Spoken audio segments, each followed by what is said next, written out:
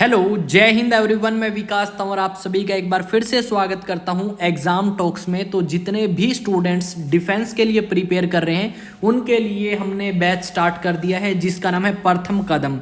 तो जितने भी स्टूडेंट डिफेंस एस्पिरेंट्स हैं, अगर उनके जीके के पोर्शन में स्कोर अच्छा नहीं हो रहा, चाहे वो आपका फिर हिस्ट्री हो, चाहे ज्योग्राफी या फिर पॉलिटिकल साइंस, तो आप इस प्रथम कदम बैच को देख के अपना जीके का जो स्कोर है वो बूस्ट कर सकते हैं। अगर आप प्रिपरेशन करते हैं एनडीए के लिए, सीडीएस या फिर एफकेट, इसके अलावा सीएपीएफ असिस्टेंट कमांडेंट के लिए भी इस सीरीज़ को हमने इस तरीके से डिज़ाइन किया है ताकि आप हर एक चीज़ को आसानी से समझ सकें और किस तरीके के क्वेश्चंस आपके एग्जाम में आते हैं उनको भी आप इजीली सॉल्व कर सकें। तो सबसे पहले हम यहाँ पे करेंगे टॉपिक स्टार्ट, उसके बाद प्रीवियस ईयर क्वेश्चंस और फिर साथ में इंपॉर्टेंट क्वेश्चंस क्लासेस के साथ में ही।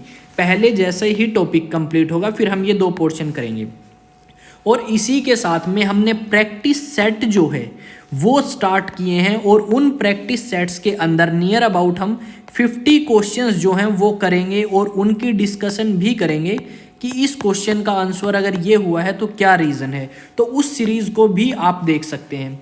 नियर अबाउट 1500 जो क्वेश्चंस हैं वो मैं कराऊंगा पॉलिटिकल के लिए, हिस्ट्री के लिए भी सेम 1500 और ज्योग्राफी के लिए भी। और मोस्टली अगर आपका बेसिक क्लियर है तो आप इजीली बेसिक क्लियर कर सकते हैं इस प्रथम कदम बैच के साथ में। और अपना जो प्रीवियस ईयर क्वेश्चंस का एक्सपीरियंस है वो आप मेरे जो प्रैक्टिस सेट हैं उनसे इम्प्रूव कर सकते हैं अपना स्कोर। तो चलिए स्टार्ट करते हैं आज का लेक्चर, यानी क्लास नंबर हमारी 16। तो जिस भी स्टूडेंट्स को इस क्लास की पीडीएफ चाहिए या उनको कोई भी डाउट है, कुछ भी पूछना चाहता है, तो वो मुझसे पूछ सकता है। भाई अपने कहाँ पे जाके एग्जाम टॉक सर्च करें, टेलीग्राम पे जाके या फिर व्हाट्सएप पे या फिर इंस्टा पे जाके मुझसे कोई भी क्वेश्चंस जो हैं अपने पूछ सकते हैं। तो चलिए स्टार्ट करते हैं नेक्स्ट क्लास। तो अब तक हमने बात करी थी salient features of the constitution की, यानी भारतीय संविधान की क्या विशेषता है भाई जो और किसी संविधान में हमें देखने को नहीं मिलती। तो अगर हम ऐसी ही बातें करें जो भारत के संविधान को और संविधानों से अलग बनाती है, तो अब तक हमने बात करी थी कि भारत का संविधान ऐसा भी है जिसके अंदर कुछ ऐसे फीचर्स हैं जो फेडरल फॉर्म ऑफ गवर्नमेंट में होते हैं और कुछ ऐसे फीचर्स हैं जो यूनिटरी फॉर्म ऑफ गवर्नमेंट में होते हैं। साथ में हमने ये बात करी थी कि भारत के संविधान को चेंज करना जितना आसान है उतना ही मुश्किल भी है कुछ एक चीज़ों को चेंज करना भारत के संविधान में। हमने बात करी थी पार्लियामेंट्री फॉर्म ऑफ गवर्नमेंट क्या होती है। किसके बारे में बात करी थी? पार्लियामेंट्री फॉर्म ऑफ गवर्नमेंट क्या होती है और भारत में पार्लियामेंट्री फॉर्म ऑफ गवर्नमेंट हमने कहाँ से ली है, किस तरीके से काम करती है। तो जिन भी स्टूडेंट्स ने अब तक क्लासेस नहीं देखी हैं तो 15 क्लासेस हो चुकी हैं, पहले उनको देखें ताकि आगे की क्लासेस आपको ईजिली समझ आ सकें। अदरवाइज आपको परेशानी का सामना करना पड़ सकता है चीज़ों को समझने में। अब नेक्स्ट जो पॉइंट है आज का हमारा, ये आपकी एक आप कह सकते हो ब्रीफ इंट्रोडक्शन है क्या क्या हमारे इंडियन कॉन्स्टिट्यूशन में है। और यहाँ से क्वेश्चंस आते हैं और वही टॉपिक मैं आपको बता रहा हूँ जो हमारे क्वेश्चंस में पूछे जाते हैं। तो हमारा नेक्स्ट जो पॉइंट है वो ये है integrated and independent judiciary. Bharat के अंदर अगर हम बात करें तो भारत की जो जुडिशरी सिस्टम है वो इंटीग्रेटेड भी है और साथ में अगर हम बात करें आपका इंडिपेंडेंट भी है। इंटीग्रेटेड का मतलब क्या होता है? एक दूसरे से जुड़ा हुआ। जैसे अगर हम इंडिया की बात करें, जैसे सुप्रीम कोर्ट सबसे ऊपर है, उसके नीचे आती है हाई कोर्ट, उसके नीचे, चलो मैं थोड़ा सा दूसरे तरीके से लिखता हूँ, सबसे ऊपर सुप्रीम कोर्ट है, उससे नीचे हाई कोर्ट है, उससे नीचे डिस्ट्रिक्ट कोर्ट है, उसके नीचे सुबॉर्डिनेट कोर्ट्स हैं। तो यानी अगर ये जो कोर्ट्स हैं ये एक दूसरे से कनेक्टेड हैं, इंटीग्रेट हैं।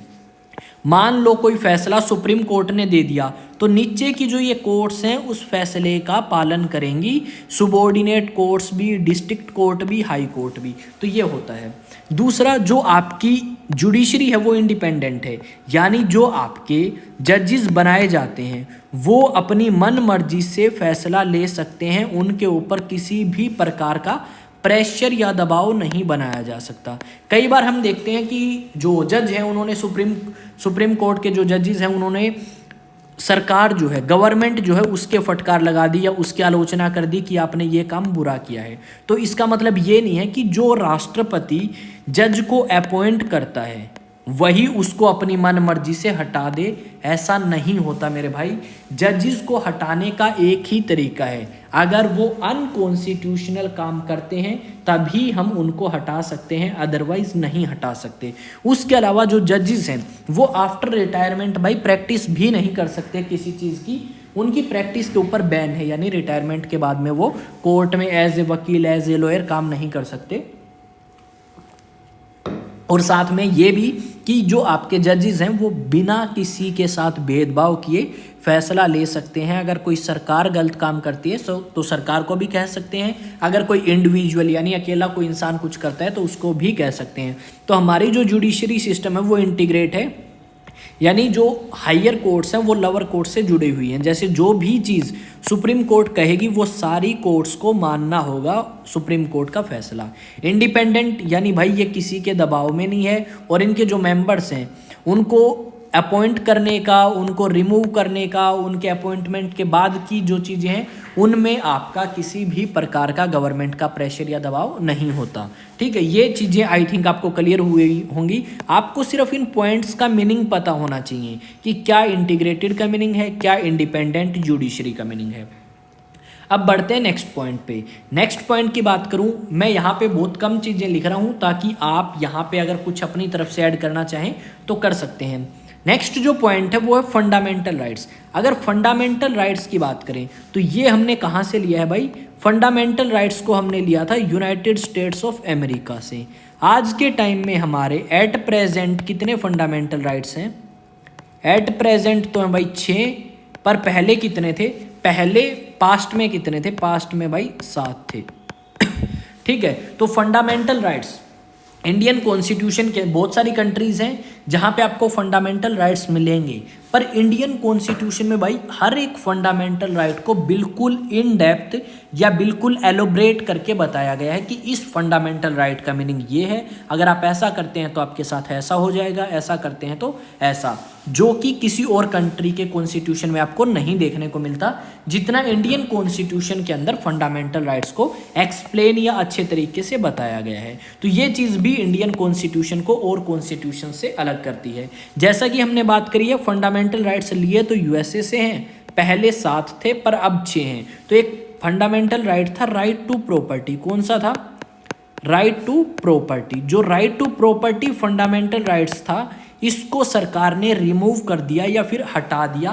तो आज के टाइम में ये एक फंडामेंटल राइट ना हो के क्या है, एक लीगल राइट है। आपको बोलने का अधिकार है, आपको चलने का अधिकार है, आपको राइट टू इलेक्ट्रिसिटी है, ठीक है, right from protection of arrest है, ठीक है, राइट अगेंस्ट अनटचेबिलिटी है, एबोलिशन ऑफ टाइटल्स, ये सारे किस में आते हैं? ये सारे फंडामेंटल राइट्स में आते हैं। जो नेक्स्ट हमारा टॉपिक होगा, ठीक है, उसके बारे में हम बात करेंगे, फंडामेंटल राइट्स के बारे में और भी बहुत सारी चीज़ों के बारे में। तो सब टॉपिक्स जो हैं उनको कवर करने की कोशिश करी जाएगी, कोई ऐसा टॉपिक नहीं होगा जो आपका रह जाए एग्जाम के अंदर। नेक्स्ट जो पॉइंट है वो है डीपीएसपी का। तो डीपीएसपी की बात करें तो डीपीएसपी जो है वो हमने लिया है आयरलैंड से, ठीक है, और जो इंडियन कॉन्स्टिट्यूशन का पार्ट नंबर 4 है, पार्ट नंबर 4 वहाँ पे डीपीएसपी है, जो कि आपको आर्टिकल नंबर 36 से लेके 51 में मिलेंगे, ठीक है, डीपीएसपी। अगर हम बात करें फंडामेंटल राइट्स, तो फंडामेंटल राइट्स मिलते हैं आपको आर्टिकल नंबर 12 से लेके 35 में, ठीक है। और अगर हम बात करें पार्ट की, तो पार्ट नंबर जो 3 है उसके अंदर फंडामेंटल राइट्स को एक्सप्लेन किया गया है। डीपीएसपी की फुल फॉर्म क्या है? डीपीएसपी की फुल फॉर्म है डायरेक्टिव प्रिंसिपल्स, क्या है भाई? Directive principles of state policy, state policy, ये डीपीएसपी की फुल फॉर्म है। यानी कुछ डायरेक्शंस जो सरकार को दी गई हैं कि आपको ऐसा करना चाहिए, आपको वैसा करना चाहिए, यानी सीधी सी बात है, कुछ डायरेक्शंस, कुछ निर्देश जो हैं वो स्टेट को दिए गए हैं कि किस तरीके से आपकी पॉलिसीज हो, ताकि आपके देश के अंदर प्रशासन करना आसान हो हर एक चीज़ को, ठीक है। अब डीपीएसपी को भी 3 पार्ट्स में डिवाइड किया गया था। एक थे गांधीयन, दूसरे लिबरल इंटेलेक्चुअल, ठीक है, और तीसरे आपके कौन से थे? गांधीयन, लिबरल इंटेलेक्चुअल और मार्क्सिस्ट, ठीक है। ये 3 टाइप के थे, पर हमारे काम का यही है। और जब हम डीपीएसपी करेंगे और जो आर्टिकल है कुछ एक इम्पोर्टेंट्स जो डीपीएसपी से रिलेटेड है 36 से लेके 51 के बीच में, तो उस टाइम मैं आपको और अच्छे तरीके से इन चीज़ों को बता पाऊंगा। तो अभी आपके लिए ये चैप्टर करना कंपलसरी है, ताकि आपको आगे के चैप्टर्स थोड़े से आसान लगे। तो इस करके आपको ये करना होगा। भाई यार कॉल आ रही है, बारी बारी कोई नहीं, बाद में देखेंगे, पहले क्लास पूरी कर लें। नेक्स्ट जो पॉइंट है, नेक्स्ट पॉइंट है भाई आपका फंडामेंटल ड्यूटीज़। अगर हम बात करें नेक्स्ट पॉइंट की, तो नेक्स्ट है फंडामेंटल ड्यूटीज़। ये जो फंडामेंटल ड्यूटीज़ हैं वो हमने ली हैं यूनाइटेड सोवियत सोशलिस्ट रिपब्लिक से, यानी जो बाद में सबसे मेन कंट्री इसमें उभर के आया वो था रसिया। ठीक है, आप मुझे कमेंट सेक्शन में जवाब देंगे कि ये यूएसएसआर बना कब और आपका डिसइंटीग्रेट कब हुआ। ठीक है, ये क्वेश्चन आपका इंपॉर्टेंट है, पूछा जा सकता है, क्योंकि रसिया और दोनों यूक्रेन जो हैं वो पहले यूएसएसआर का पार्ट होते थे। तो आपको पता होना चाहिए यूएसएसआर बना कब और डिसइंटीग्रेट यानी टूटा कब। तो फंडामेंटल ड्यूटीज़ हमने यूएसएसआर से ली हैं, पर ये हमारे कॉन्स्टिट्यूशन में स्टार्टिंग से नहीं है, इनको हमने बाद में ऐड किया है। और अगर हम बात करें बाद में ऐड करने की, तो हमने कब ऐड किया है, तो हमने ऐड किया है 42nd कॉन्स्टिट्यूशनल अमेंडमेंट एक्ट 1976 में। यानी जब 42nd टाइम इंडियन कॉन्स्टिट्यूशन में चेंज किया गया था तब फंडामेंटल ड्यूटीज ऐड करी गई थी। पर उस टाइम कितनी ऐड करी गई थी, टोटल कितनी थी उस टाइम थी 10।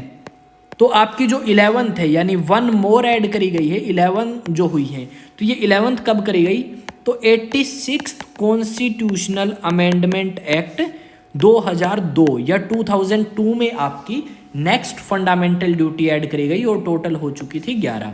पर रिकमेंडेशन किसकी थी, यानी किसकी सलाह पे इसको किया गया, तो रिकमेंडेशन की अगर बात करें तो आपकी ये ऐड करी गई थी सवरन सिंह कमेटी की रिकमेंडेशन से। किसकी कमेटी की रिकमेंडेशन से, सवरन सिंह कमेटी की रिकमेंडेशन से इसको ऐड किया गया था इंडियन कॉन्स्टिट्यूशन में फंडामेंटल ड्यूटीज़ को। ठीक है, अब आते हैं नेक्स्ट पे।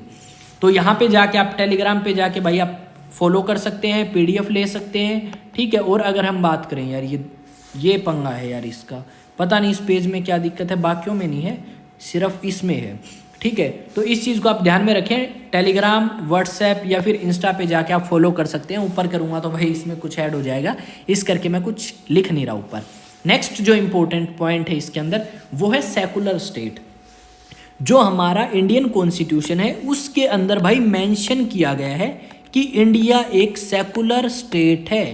सेकुलर का मतलब होता है धर्मनिरपेक्ष, यानी एक ऐसा राज्य जो किसी एक धर्म को ज़्यादा अपॉर्चुनिटी नहीं देता, सभी धर्मों के लिए जितने भी काम वो करेगा समान रूप से करेगा, इक्वली ट्रीट जो है वो किए जाएंगे आपके हर एक रिलीजन को। अगर हम बात करें सेकुलर स्टेट की, तो हमारे यहाँ पे बहुत सारी जगह हैं, जैसे प्रीएम्बल जो है वहाँ पे सेकुलर वर्ड यूज़ किया गया है।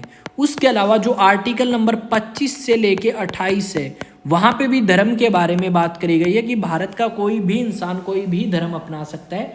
तो ये यानी इन चीज़ों से हमें पता लगता है कि भारत का जो संविधान है वो एक सेकुलर संविधान है, या भारत एज ए कंट्री या इंडिया एज ए कंट्री क्या है, एक सेकुलर कंट्री है जहाँ पे हर एक धर्म के नागरिक को इक्वल सम्मान दिया जाता है। उनको ये परमिशन दी गई है कि अगर वो अपने धर्म के प्रचार के लिए कोई स्कूल्स या एजुकेशनल इंस्टीट्यूशंस ओपन करना चाहे तो वो कर सकते हैं। नेक्स्ट की अगर बात करें तो नेक्स्ट है universal adult franchise. Universal adult franchise का मतलब है मत अधिकार, यानी वोट डालने का अधिकार। क्या है भाई, राइट टू वोट। यानी भारत का जो संविधान है वो भारत के हर एक नागरिक को वोट डालने का अधिकार देता है, चाहे वो किसी भी रिलीजन का हो, चाहे किसी भी रेस का हो, किसी भी कास्ट का हो, किसी भी कलर का हो, किसी भी जेंडर का हो। ठीक है, या एक और रह गया था रिलीजन। तो इन पांचों में से किसी भी चीज़ के आधार पे आपको रोका नहीं जा सकता वोट डालने से। अगर आप भारत के नागरिक हैं तो आप वोट डाल सकते हैं। पर पहले जो वोटिंग एज है वो थी 21 और आज के टाइम कितनी है 18। तो ये 21 से 18 कब करी गई? तो इंडियन कॉन्स्टिट्यूशन में चेंज किया गया था 61st कॉन्स्टिट्यूशनल अमेंडमेंट एक्ट 1988। तो 1988 में जब कॉन्स्टिट्यूशन में चेंज किया गया, ठीक है, तो उन्होंने क्या किया, वोटिंग एज जो है वो 21 से कम करके 18 कर दी थी। और आज के टाइम कोई भी इंडियन जो 18 या इससे अबव है वो वोट कर सकता है, उसको वोट डालने का अधिकार है। ये एक फंडामेंटल राइट नहीं है, ये क्या है, एक लीगल राइट है। कैसा राइट है? लीगल राइट है, नॉट ए फंडामेंटल राइट। अगर आपसे पूछ लें, ठीक है, कि फंडामेंटल राइट है या लीगल राइट है, कैसा राइट है? Right to vote. तो आप इजीली आई थिंक बता सकते हैं कि जो राइट टू वोट है वो एक लीगल राइट है, ना कि एक फंडामेंटल राइट। तो इस चीज़ को आप ध्यान रखेंगे। अब अगर बात करें नेक्स्ट पॉइंट की, तो वो नेक्स्ट पॉइंट भी आपके सामने आपकी स्क्रीन के ऊपर है, ठीक है। नेक्स्ट है सिंगल सिटीजनशिप। इंडियन कॉन्स्टिट्यूशन जो है वो सिंगल सिटीजनशिप को परमिट करता है, यानी इंडिया में आप सिर्फ इंडिया के ही नागरिक हो सकते हैं। अगर मान लो मैं विकास तंवर भारत को छोड़ के किसी और देश की सिटीजनशिप ले लूँ, तो मेरी इंडियन सिटीजनशिप अपने आप खत्म हो जाएगी, भाई मुझे कुछ करने की ज़रूरत नहीं है। तो इस चीज़ को आप ध्यान रखेंगे, इंडिया में सिंगल सिटीजनशिप है।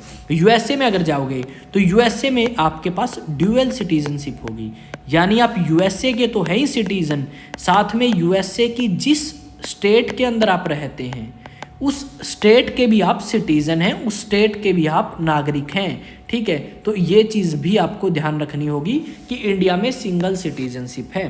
पर बात ये आती है कि सिंगल सिटीजनशिप वाला फंडा हमने लिया कहाँ से?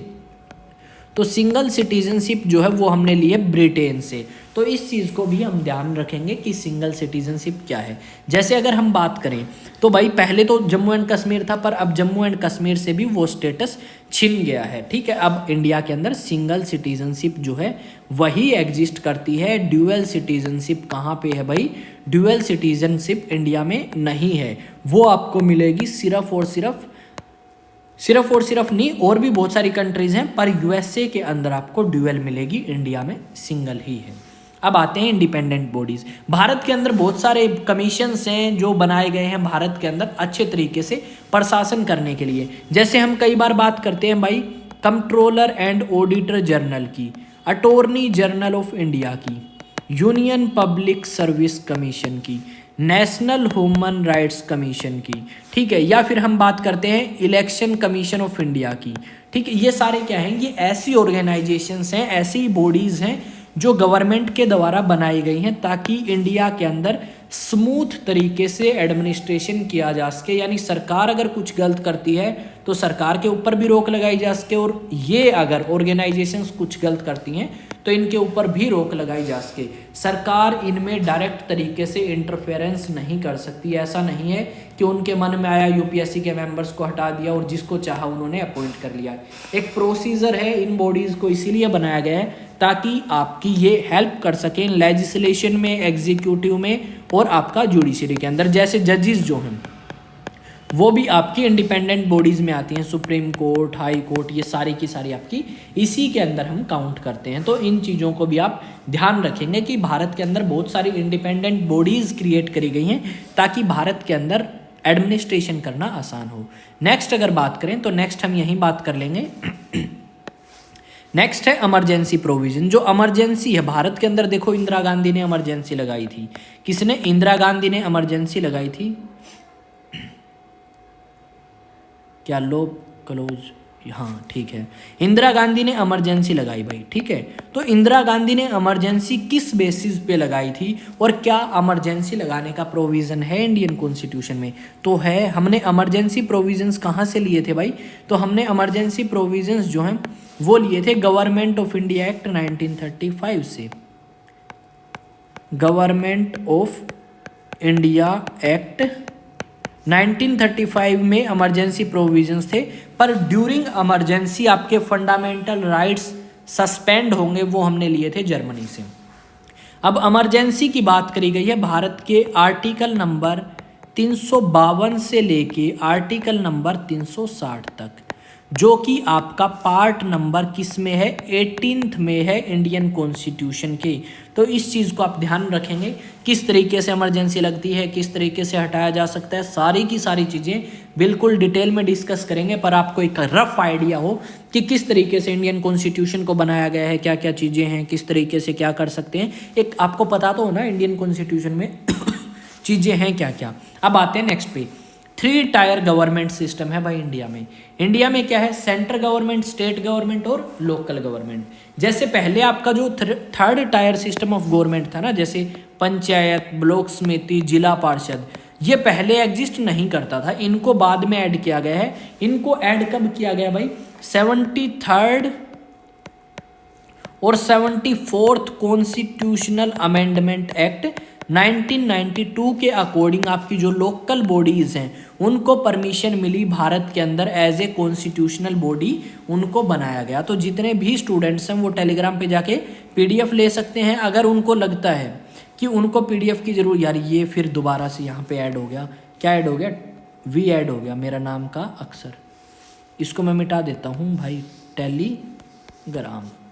ये पता नहीं इस पेज में क्या दिक्कत है यार, वो मेरे को थोड़ा सा यहाँ पे मिस्टेक हो जाती है। तो इंस्टा पे जाके भी, व्हाट्सएप पे या टेलीग्राम पे जाके आप ये पीडीएफ ले सकते हैं। और दूसरी बात ये भाई, अगर वीडियो अच्छी लगे ना तो वीडियो को लाइक किया करें, शेयर किया करें, और चैनल आपका अपना है सब्सक्राइब किया करें। कंप्लीट का कंप्लीट सिलेबस एनडीए, सीडीएस, एफकेट या सीएपीएफ के लिए आपको यहाँ पे करा दिया जाएगा, कोई भी टेंशन लेने की ज़रूरत नहीं है। और अगर आपका जीके के अंदर स्कोर अच्छा नहीं है तो इस सीरीज़ को देखें, डेफिनेटली स्कोर अच्छा होगा। और साथ में जो प्रैक्टिस सेट सीरीज़ मैंने स्टार्ट करी है उसको भी आप ज़रूर देखें, और उसका नाम मेरे को रिकमेंड करें कि उस प्रैक्टिस सेट जो बैच है या प्रैक्टिस सेशन जो है उसका क्या नाम हम रख सकते हैं डिफेंस से रिलेटेड। तो मिलते हैं नेक्स्ट वीडियो में। जय हिंद, जय भारत। और ये पीडीएफ आप ले सकते हैं टेलीग्राम पे।